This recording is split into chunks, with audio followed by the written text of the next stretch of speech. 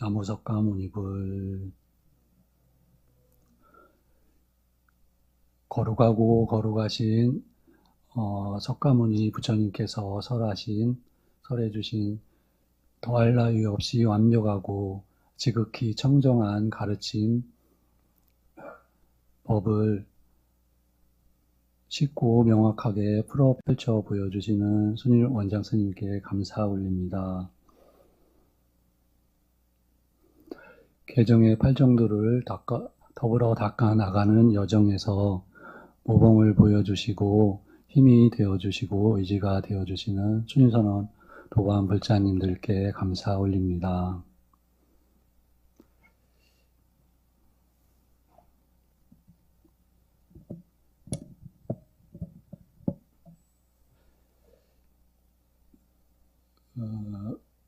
석가모니 부처님께서 설하신 가르침법은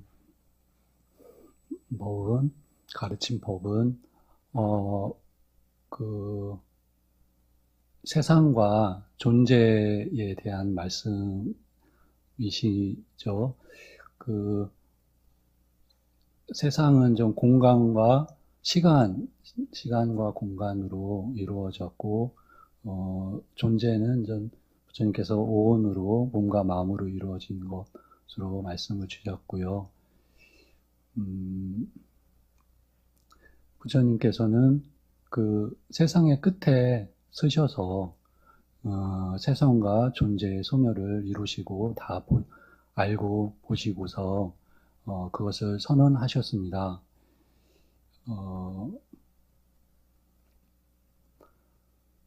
그래 경전에는 세상이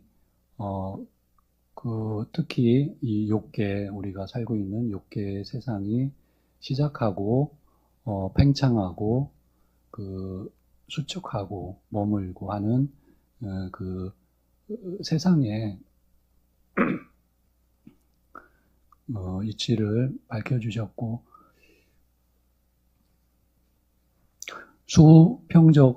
수직적으로는 그 존재들의 크게 5가지로 밝혀주셨어요. 저희 보통 육도 윤회라고 하지만 초기 경전에서는 그 아수라는 나오긴 하지만은 빼고 보통 5도 윤회로 주로 나옵니다. 그래서 아래가 이제 지옥, 축생, 악귀, 인간, 그리고 이제 신들 이렇게 5가지로 윤회를 한다. 존재들은 이렇게 밝혀주셨습니다.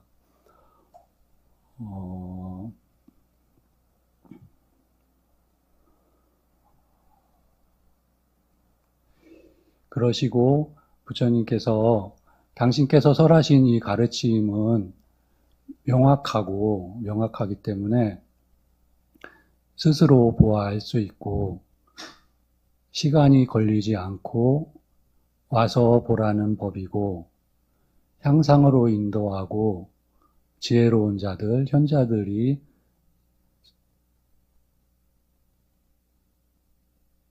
스스로 보아 알 수 있는 법이다. 현자들이 살펴보아 알 수 있는 가르침이다라고 하셨습니다. 굉장히 구체적이다 이런 말씀이시죠. 눈으로 볼 수 있는 가르침이라고 하셨는데요. 저희들이 이제 경전을 보면은 사실은 굉장히 어렵습니다. 쉬운 부분도 말씀이 계시지만, 그러니까 그게 이제 부처님께서 해탈을 하시고 나서 이러셨죠. 이 가르침은 참으로 심오하다.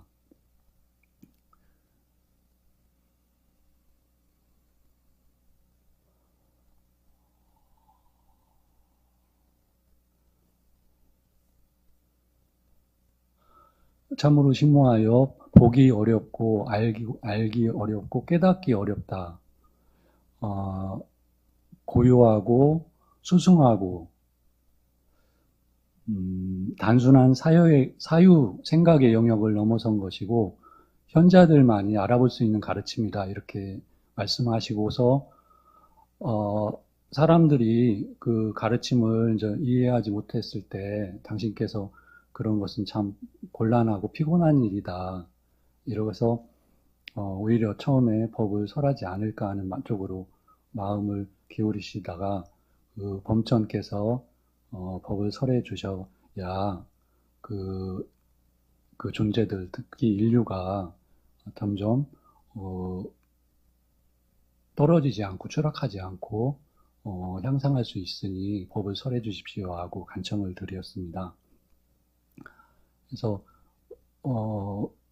어려운 가르침이라는 부분이 있습니다. 그래서 저희가 순위 원장 스님께서 그 어려운 가르침을 상세하고 쉽게 펼쳐 보여주시기 때문에 너무 큰 그런 은혜를 입었구나 이렇게 여겨지죠. 그 전체적인 좀 가르침은 전 사성제에 이제 다 담겨져 있지요. 부처님 말씀은 그게 이제 법이신데요. 그 법의 이제 기반이랄까 전체를 이렇게 흐르고 있는 것이 연기입니다. 인연이라고도 하고요. 같은 의미이죠. 그래서 원인과 조건에 의해서 이 세상은 계속 끊임없이 이제 이어지고 있다는 거죠.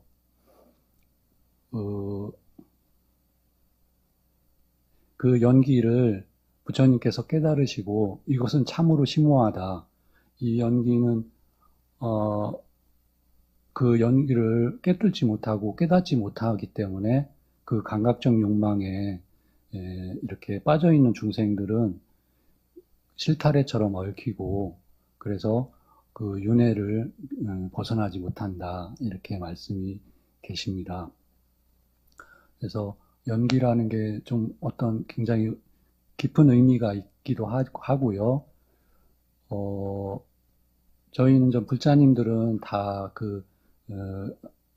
알죠. 그러니까 그게 이제 원인과 조건에 의해서 세상이 돌아가고 있고 그 크게 좀 보았을 때 선한 행위와 악한 행위에 의해서 그 과보가 있다. 그래서 세상은 이제 연기이지만 또 개인 존재한테는 그것이 이제 업으로 이렇게 된 거죠. 그래서 그 몸과 말과 마음의 업이 좋은 걸 쌓는가 해로운 걸 쌓는가에 따라서 그 존재가 점점 행복하고 높은 존재가 되기도 하고 괴롭고 낮은 존재가 되기도 한다.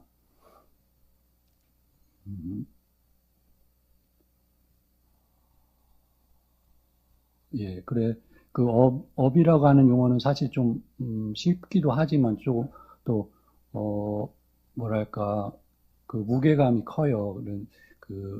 제 생각에 먼저 현대 용어로 그게 이제 경향성이죠. 저희들의 어떤 습관, 쉬운 말로는. 그래서 해로운 습관을 줄이고 유익한 습관을 길러 나가는 여정이고요. 좀 서론이 좀 길었는데 오늘 같이 나누고자 하는 경전 말씀은 마찌마니까야 129번째 경전 어리석은 자와 현명한 자경입니다. 순일 원장 스님께서 그 두 차례 법문을 하신 경전입니다. 그 제목에서 명에서 알 수 있듯이 그 어리석은 자와 현명한 자의 그런 존재들의 어떤 그 행태죠. 그것은 좀 밝혀주신 건데요. 부처님 말씀에서 이 경전에는 개정회가 이제 전체 그 공보의 전부이죠. 그 중에 이제 계목 위주로 나오셨어요.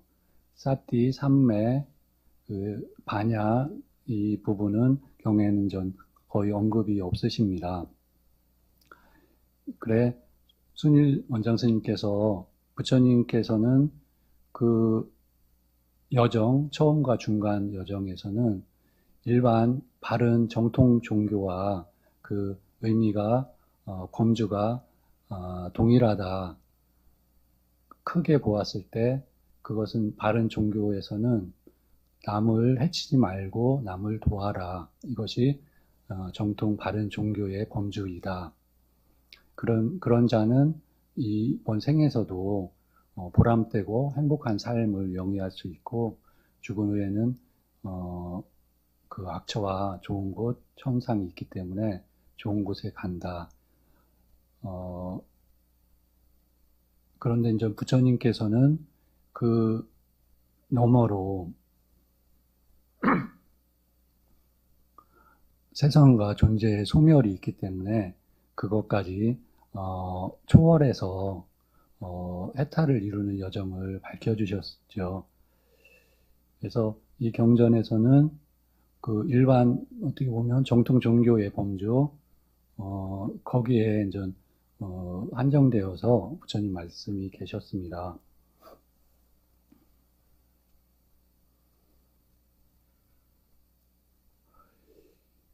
예, 그 경전 내용을 같이 살펴보겠습니다. 먼저 이제 어리석은 자의 그런 그 세 가지 특징이 있다 이렇게 말씀하셔요. 어리석은 자는 나쁜 생각을 하고 나쁜 말을 하고 나쁜 행위를 한다. 그가 나쁜 생각, 말, 행위를 하니까 지혜로운 자는 저 사람 참 어리석고 바르지 않은 사람이구나라고 알 수가 있다.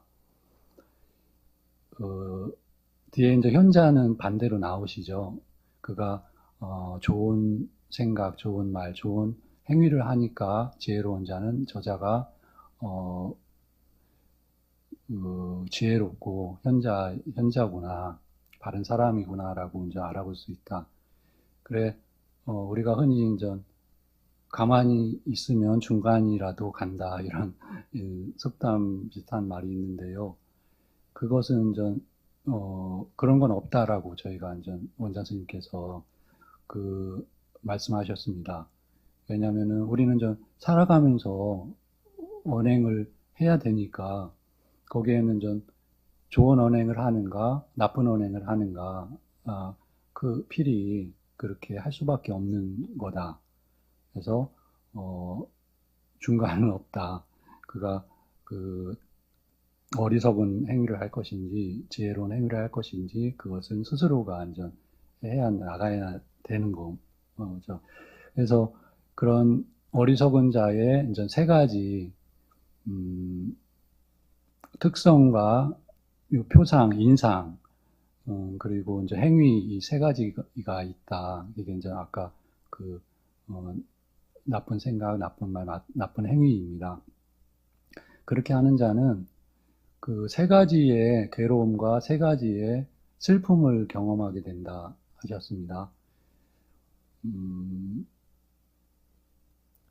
저희가 이제 아시는 건데, 그가 이제 주로 이제 이렇게 길을 가다 어떤 전 무리들이 대화를 나누는 것을 이렇게 보게 됩니다.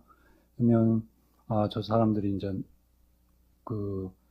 내 얘기를 하는구나. 내 안에 그 5가지 여기에는 이제 계목이 나오셔요. 생명을 죽이는 거, 주지 않는 것을 갖는 거, 삿된 음행, 거짓말, 방일의 근본이 되는 술과 중독성 물질을 섭취하는 거.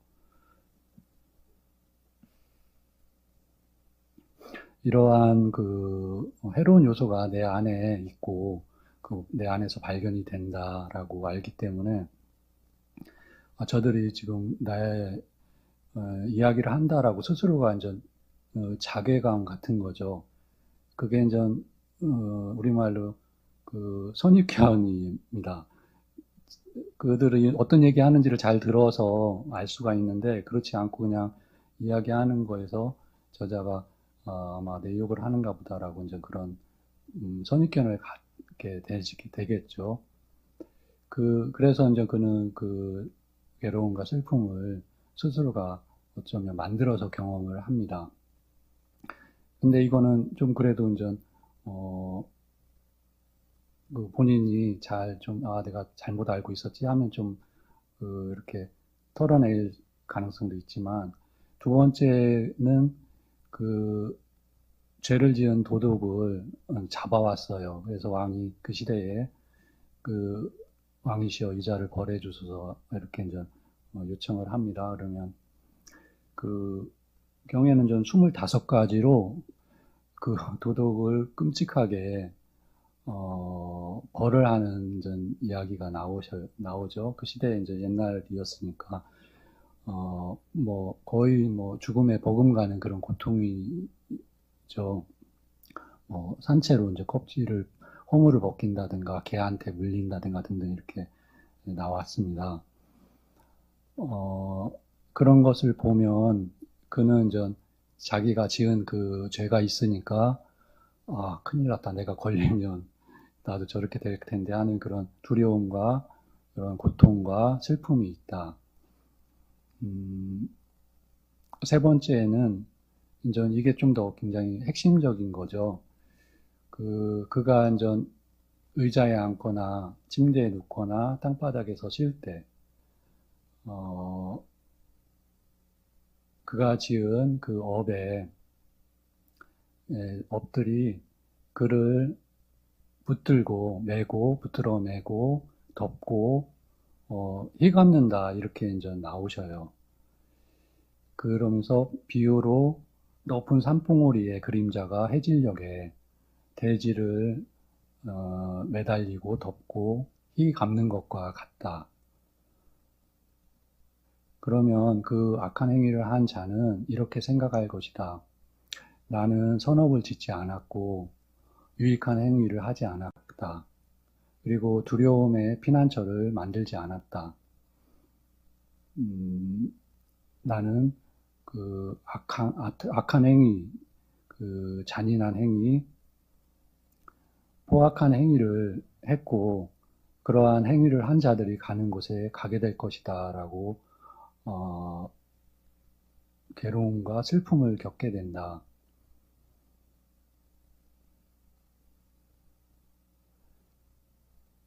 예,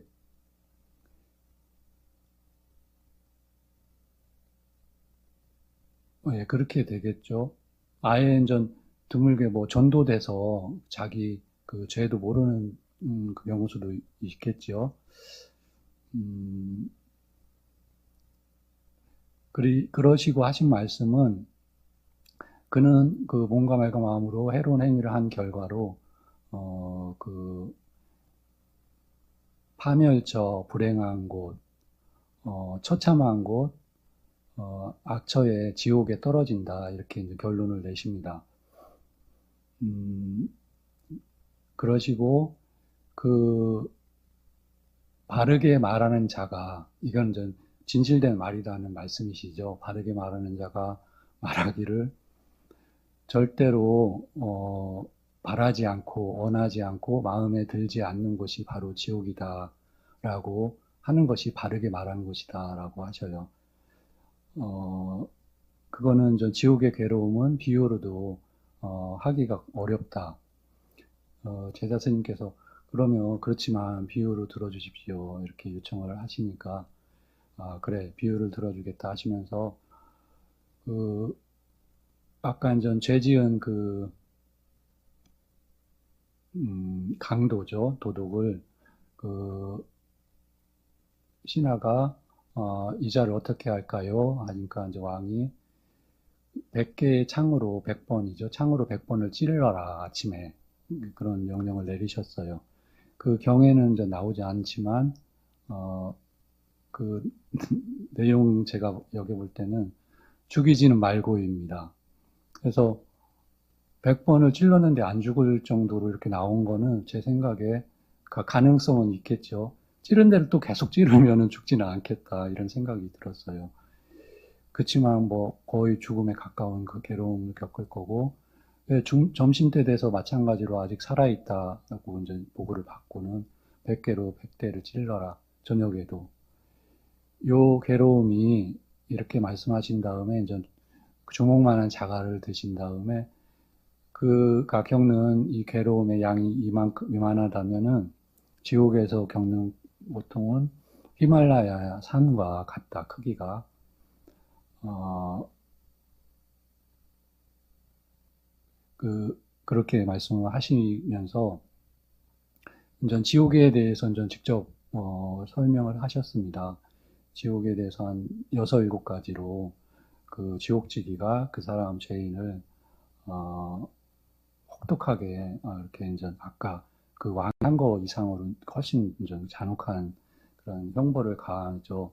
그런데 이제 그는 그 업이 있기 때문에 화생이죠. 지옥의 존재는 죽지도 못하고 괴로움을 전 그대로 완전 받습니다.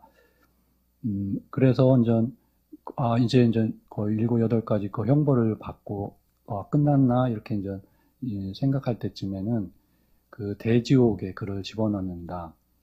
그 대지옥은 백유순이라고 이렇게 나왔는데 현대적으로 그 주석에는 이제 110km, 120km 정도의 그 사방 그런 길이라고 이렇게 나왔고요. 거기는 전 큰 철문이 동서남북에 철문이 있고 네 개의 철문이 있고 벽은 철벽으로 되어 있고 천정과 바닥은 다 철로 이루어진 그런 지옥이고 거기에 들어가면은 거기를 이제 뜨거운 불로 계속 달군다 이렇게 나오셨습니다. 그래서 그러시고는 그거는 좀 설명하기가 참 어렵다 그러셔요. 이거는 지금 설명한 거에 그나마 설명할 수 있는 부분을 설명한 거지, 정말로 설명하기도 너무 어려운 것이 지옥의 괴로움이다라고 이제, 어, 끝을 맺으셨고요. 더 자세한 게 이제 130번째 이 경전 바로 뒤쪽에 이제, 저승사자 경에는 더 지옥의 괴로움에 대해서 상세히 나오시고요. 그러시고 부처님께서 이것은 내가 직접 보고 알고 깨달아서 설하는 것이다. 이렇게 이제 확정적으로 말씀을 하셔요. 그러신 다음에 이제는 축생의 괴로움에 대해서 이어서 말씀을 주십니다. 축생들은 참으로 괴로운 고통을 많이 겪는다. 이렇게 이제 또 풀을 먹는 축생은 그나마 좋은 그런 축생이고 똥을 먹고 또는 이제 시체나 썩은 물고기 등등에서 나서 자라고 거기서 죽는 그런 축생들이 있다. 그들은 맛을 탐착하고 악업을 지어서 그런 축생이 된다 이렇게 계셨는데요. 좀 제 생각에는 이제 맛을 탐착한 것이 어떤 의미가 있는가 좀 의아한 생각이 들었습니다. 보통은 경전 전체적으로 제가 이해한 바로는 음식에 대한 절제 등등 맛에 대한 거, 오감 중에 음식에 대한 게 좀, 부처님께서는 좀 강하게 말씀하신 것 같아요. 근데 이제 제 생각으로 그 축생들은, 의식주 중에서 나머지는 그냥 거의 물론 피난처 같은 게 이제 필요하겠지만 그냥 자연에서 구하면 되니까 생존하기 위해서 제일 필요한 게 그나마 이제 음식이잖아요. 그러니까 아마 그런 의미가 있겠다 이런 생각이 들었어요. 맛에 대한 집착에 대해서. 음, 그 축생들은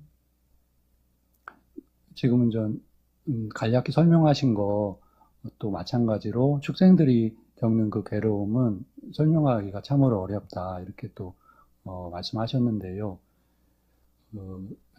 요즘에는 좀 애완용 이렇게 개 등등 굉장히 호강을 하죠 어떻게 보면. 근데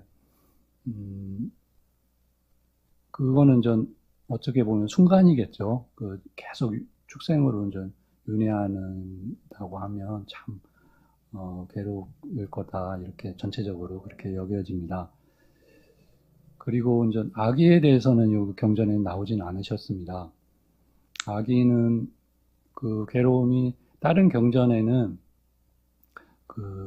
목련 존자께서 이렇게 산을 오르다가 이제 동료 다른 도반과 이렇게 빙긋이 미소를 지으시니까 나중에 이제 여쭤보죠. 왜 미소를 지으셨습니까? 그러니까 어떤 해골로 된 존재가 막 새 독수리 그런 거한테 쫓기면서 이렇게 도망가고 날아가는 그런 걸 보았다.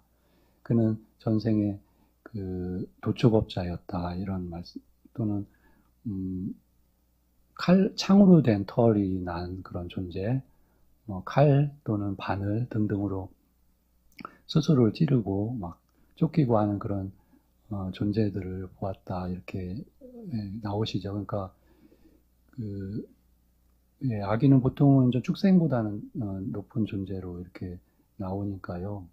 그렇지만 굉장히 괴로운 그런 존재로 이렇게 여겨집니다. 그가 축생이 그나마 이제 인간이 될 수가 있는데 우리가 잘 알고 있는 눈먼 거북이 비유가 이어서 나오시요. 눈먼 거북이가 올가미 같은 게 대에 떠서 바람에 따라 이렇게 흘러가는데 100년에 한 번씩 떠올라서 올가미에 꼴이 날 확률이 축생이 인간 되는 것보다 그게 더 확률이 높다 이러셨습니다. 그래서 제자 스님께서 언젠가 어느 때인가 그러면은 눈먼 거북이가 바구니에 올가미에 꼴이 날 수도 있을 것 같습니다. 이렇게 이제 알 수는 없지만 언젠가는 될 수도 있겠다 이렇게 말씀을 하셨습니다.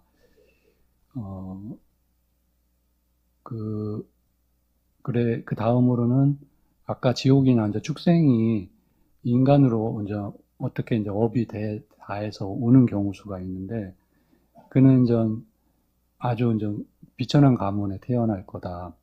여기 이제 뭐 여러 가지 직업들이 나오는데 그 시대에는 전 직업하고 신분하고 동일했기 때문에 지금과는 좀 다르겠죠. 지금은 이제 뭐 직업에 기천이 없으니까요.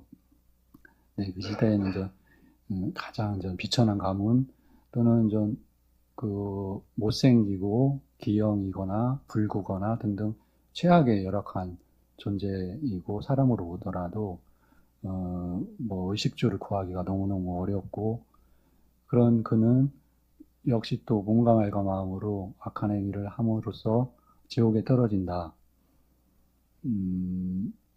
그러시면서 노름꾼이 취악의 패를 받아서 가족들, 처자식을 다 빼앗기고 본인도 노예가 돼서 이렇게 살아가게 된 그런 경우 수는 지금 이렇게 하는 거에 비하면은 약과다, 아무것도 아니다, 사소한 일이다. 그래서 아까 말씀하신 절대로 이런 지옥이나 축생으로 가서는 안 된다. 지금 이렇게 묘사한 것이 부처님께서 악한 행위를 한 자들의 농익은 경지이다. 그러니까 좀 제일 악한 존재, 악한 인간들의 부류겠죠. 그래서 그냥 쉽게 이제 연쇄살인마 같은 그런 경우겠죠. 그런데 그런 존재만이 지금 이렇게 되는 거는 이해가 저희가 좀 되죠.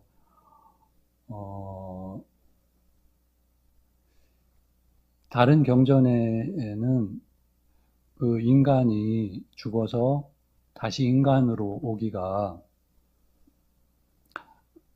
부처님께서 이렇게 대지의 먼지를 손톱 끝에 이렇게 묻히시고서 요만큼과 저 대지와 비교를 하시면서 인간으로 죽어서 인간으로 오는 게 이 정도다 이렇게 말씀을 하셨어요.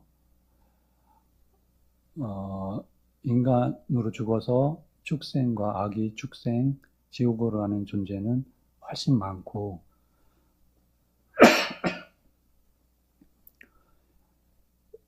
인간이나 신으로 오는 경우는 아주 드물다. 축생도 거기에는 전 인간도 되고 신도 된 아주 드물지만 있다 이렇게 이제 나오십니다. 그렇지만 전 대부분은 지금 경의 말씀처럼 거의 뭐 불가능에 가깝겠죠. 그 이유가 부처님께서 법을 모르기 때문인데 그 사성제, 특히 사성제를 모르기 때문이다라고 이제 결론을 지으셨는데요. 여기서도 그 축생이 인간이 되기가 어려운 이유로 그 축생들은 법답고 바르고 유익하고 덕스러운 행위가 없다. 그들은 오직 양육강식만이 있기 때문이다. 이렇게 이제 말씀을 주셨죠. 그러니까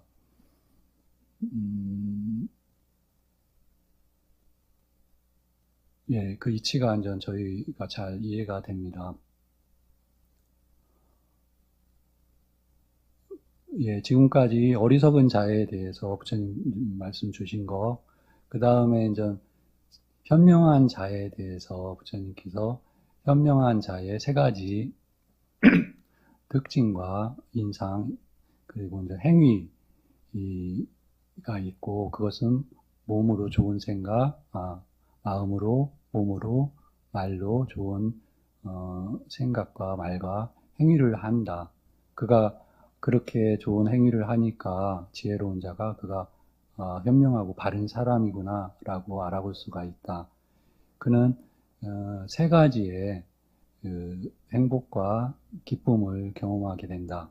마찬가지로 아까 사람들이 이제 수근수근 거릴 때 저들이 지금 내 칭찬을 하나보다 라고 이제 즐거움을 느낀다 이렇게 계십니다. 저희가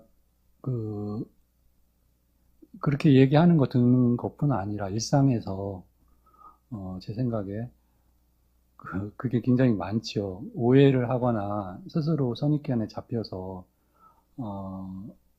하는 경우가 참 많습니다.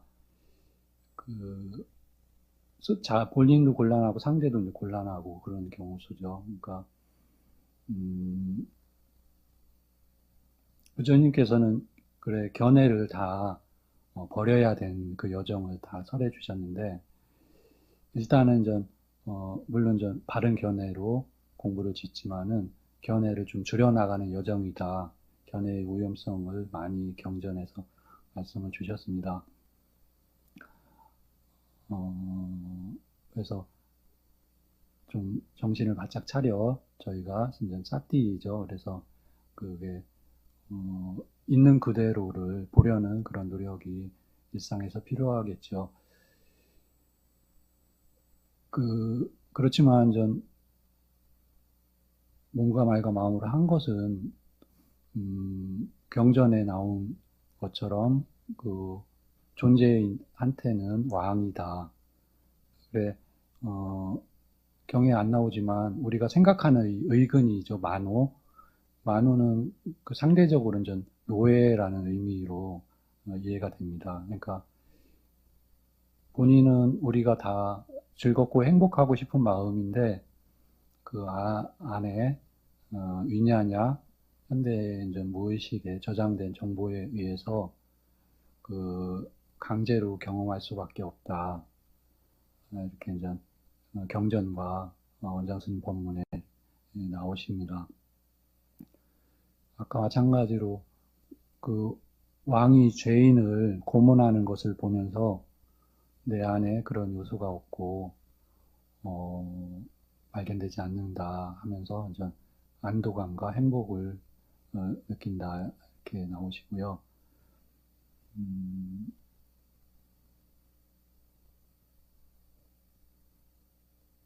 네, 세 번째도 마찬가지로 그 실적에 높은 산봉우리 그림자가 해질녘에 대지를 덮듯이 그가 했던 몸과 말과 마음의 그 행위가 그 사람을 덮고 휩싸여서 그는 이제 행복하고 평화로운 그런 마음을 경험하는 거죠. 그는 그 아까의 그 잔악하고 해로운 그런 행위를 하지 않았다. 나는 악업을 짓지 않았고 나는 선업을 행했고 유익하고 그 두려움의 피난처를 만들었고 그래서 그는 그 결론적으로 좋은 행위를 한 결과로 천상에 태어난다라고 이제 말씀이 계셨습니다.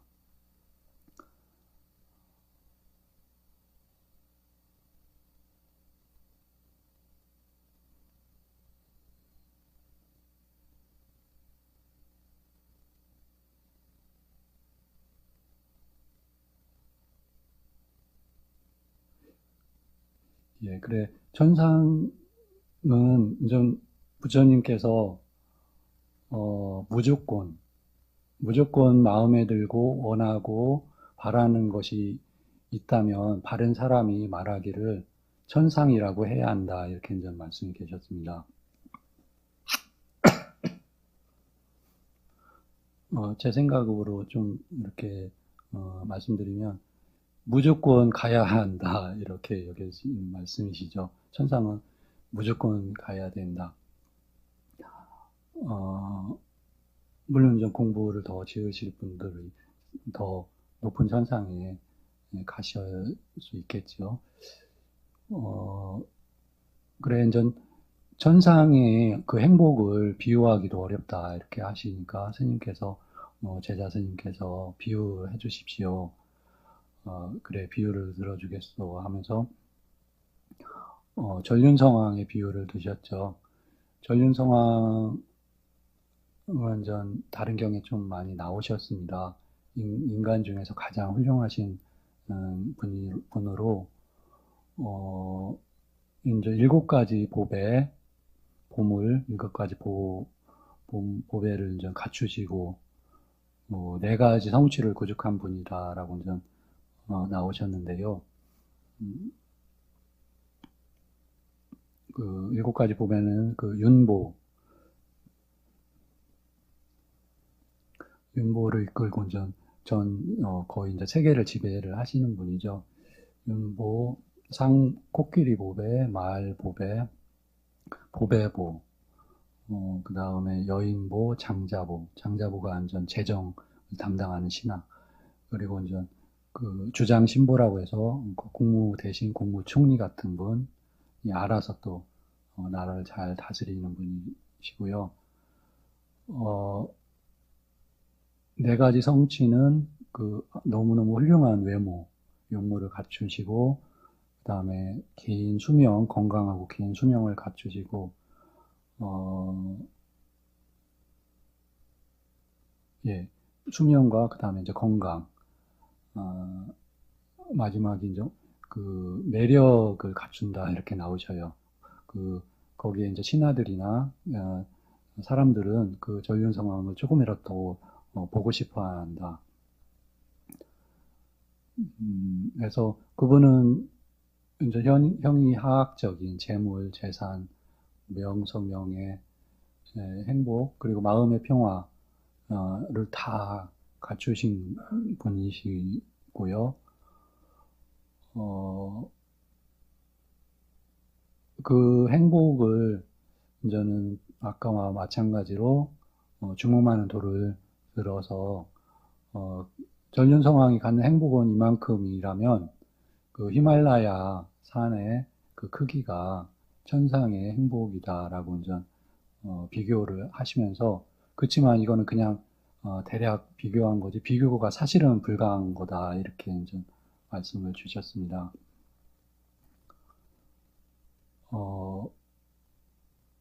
천상의 그 행복 그거는 나오지 않으셨어요. 어떻게 이렇게 상세하게 설명이 안 계셔요. 수명은 저희가 이제 다른 경에 아시죠. 이제 그 바로 위에 이제 사대 왕천이 900만 살 수명이 이렇게 나왔습니다.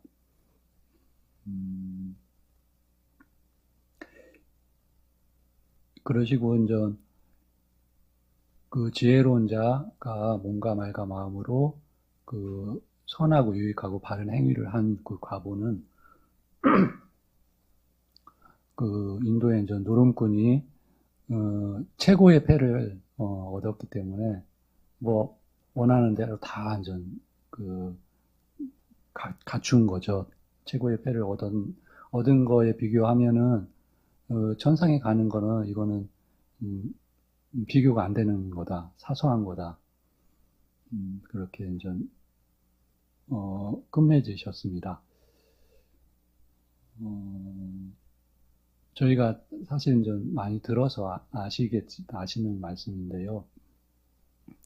여기 이제 그 일반 정통 종교 그리고 부처님의 가르침이 많이 이렇게 중복되는 부위라고 말씀을 주셨고, 그게 이제 쉽게 보시와 계율입니다. 그리고 저희는 신스님께서 공부의 시작점이 늘 참회다. 그 남을 해치지 않고 돕는 것은 참회하는 걸 조건으로 그것이 증장할 수가 있다라고 계속 말씀을 주셨습니다.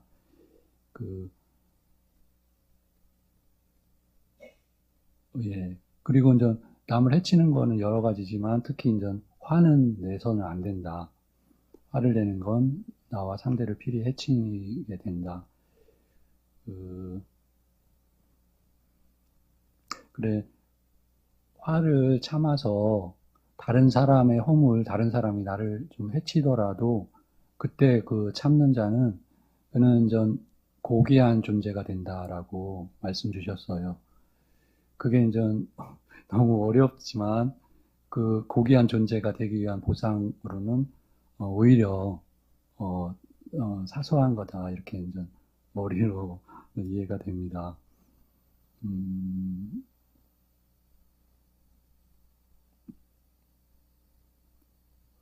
예, 그리고 이제 보시는 이제 그 일상 이제 사랑하는 마음이죠. 그래서 사랑하는 사람은 다른 경우에 몸과 말과 마음으로 다른 사람을 위하는 사람, 그는 스스로가 나는 나를 미워하는 사람입니다. 라고 말하더라도 그는 자신을 사랑하는 사람입니다. 이유는 그 사랑하는 사람이 사랑하는 사람에게 하는 몸과 말과 마음의 행위를 자기 스스로 자기한테 하기 때문이다. 이렇게 경에 계셨습니다.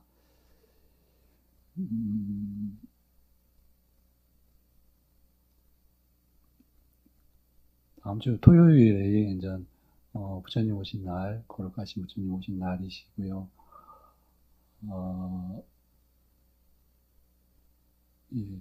그 경축 올리면서 저희 모두 거룩하신 부처님 바른 법 안에서 평화와 행복 조금씩 더 증장하는 그런